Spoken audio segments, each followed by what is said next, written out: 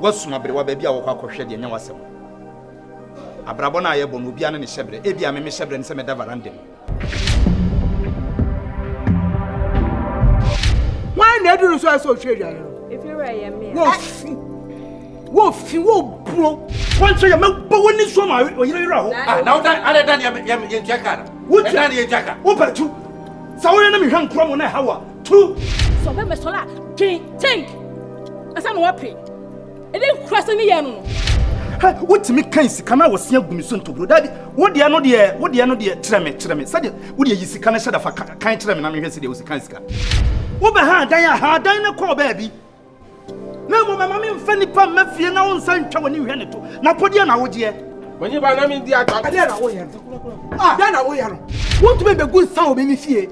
ade ntia me Kristo ni ma party se me SDA ni mami na se masole be bi be fia do be hu so wutira ha e gu nsa ha ade no be ka fe oni delay na kasa no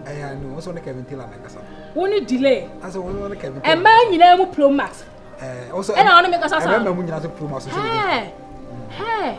na wo bo ade sa ene homeda ye ye adwuma ene homeda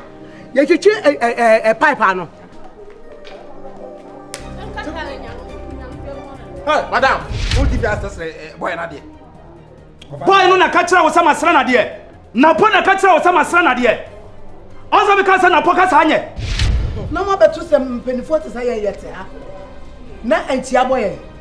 na danu ayi dia danu uye ya mpeko na me ya oni ye kuso wo ba bi hwe mpeko na megu ntia ye e dia nfa wo ka sa me hono minim